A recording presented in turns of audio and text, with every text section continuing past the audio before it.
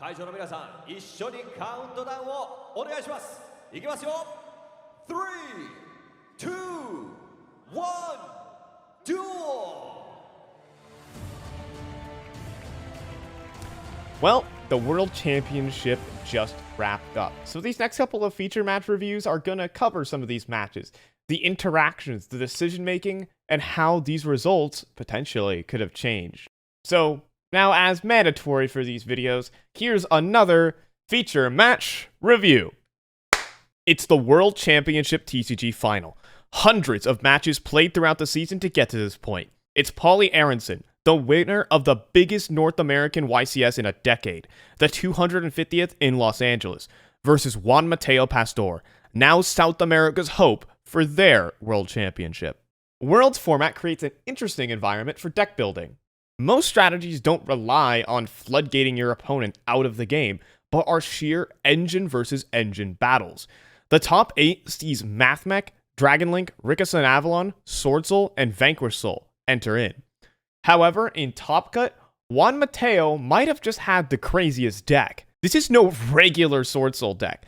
This deck by all means intends to go second with his insane main deck lineup of Evenly Matched and Dark Ruler No More. His goal is to trade efficiently into boards with his Sword Soul engine and major board blasters, to put his opponent on fewer cards to return the favor on the next turn. On the other end of the table, Paulie's Dragonlink list has some hits on the ban list with most of the Bystials sitting at 1, but with probably the best Bystial in Dragonlink, Serenir, being at 3, accessing the Bystial Lubellion is not as difficult as one might think. And so, here's a quick recap of game number 1.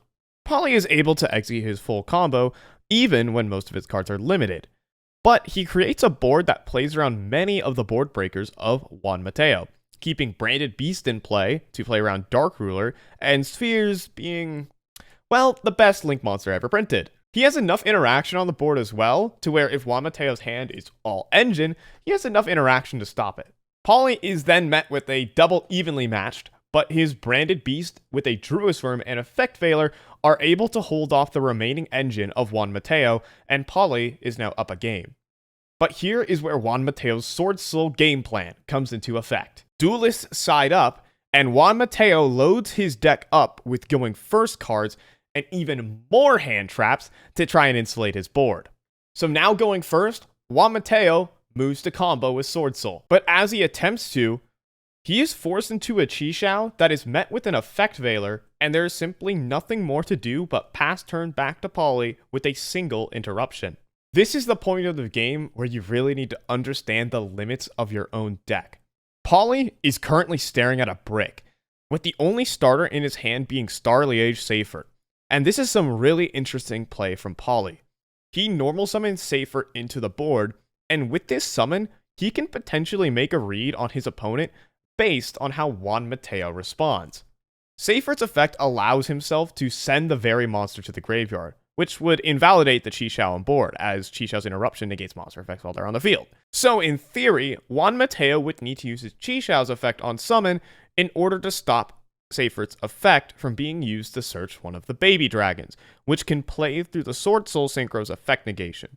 But Juan Mateo doesn't use Chi-Shao on summon, therefore telegraphing to Paulie that there's a card in the hand that can stop Safer's effect on activation, and the only card that it can reasonably be is an Ash Blossom. So Paulie debates and then moves to battle, removing the Monk of the Tenyi from the field, but likely having no further plays outside the Safer, elects to force the Ash Blossom out of the hand of Juan Mateo by using Safer, sending itself, giving himself a chance to top deck into more potential starters. Paulie confidently passes turn. Juan Mateo top decks a Sword Soul Emergence. He immediately drops it into the spell and trap zone, but it's met with Paulie's own Ash Blossom. If that card was any other Sword Soul monster, we'd be going to a game 3. So Juan Mateo pushes for 2800 damage and passes turn over. Paulie once again draws, but still unable to play with only a single Bystial in the hand, he once again calmly passes turn back to Juan Mateo. The nature of the Sword Soul deck doesn't really allow for great top deck potential, as the engine itself is so small, which is a great part of the Sword Soul deck, but also a negative. There's only about a 50-50 chance that Juan Mateo top decks a playable card. So Juan Mateo draws, and it's nothing of note. He sets one and puts Paulie on one battle phase away from Game 3. Paulie moves to draw, and in the standby phase, Juan Mateo flips up his top deck, Anti-Spell Fragrance. Paulie wastes no time banishing that card with Cosmic Cyclone, and to back that up, Paulie has plays. He summons both Bestial Druisworm and Bestial Serenir to the field. It's an extremely strong combo, as Chixiao is once again unable to find impact when Paulie link summons into a Spheres and uses the effect of Druisworm to send Chixiao off the field. Now, the power of Serenir comes into play, as it can send Lubellion from the deck to the graveyard. Safer banishes itself to add back that Lubellion, which searches the limited Magnemite and swings for damage. In main phase 2, Paulie summons Lubellion from the graveyard.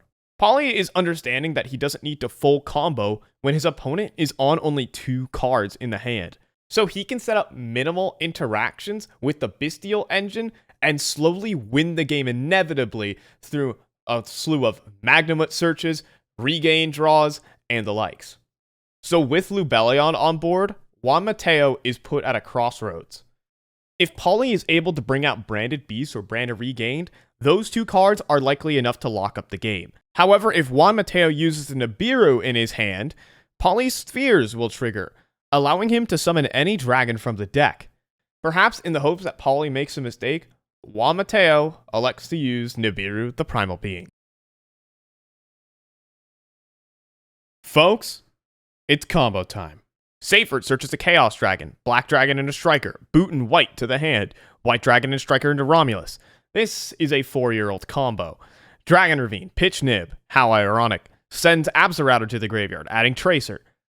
Activating Boot Sector Launch, summoning Tracer. Destroying the Boot Sector Launch to summon Recharger. He link summons a Pisty and then a Triple Burst. And the cool part of the combo is when Paulie summons Striker Dragon with Guard Dragon Pisty. Striker Dragon destroys the Nibiru token, adding the Recharger to the hand. Normal summons the Recharger, and now it's time to link summon the iconic boss monster, Boral End Dragon. Boral End summons the Tracer back. Synchro summon into Borreload Savage Dragon. It's a full comboed Dragon Link board. And so, Juan Mateo top decks. This could be Will it be the handshake? Did he draw into something he can use? Dark Ruler no more, maybe? And that's it.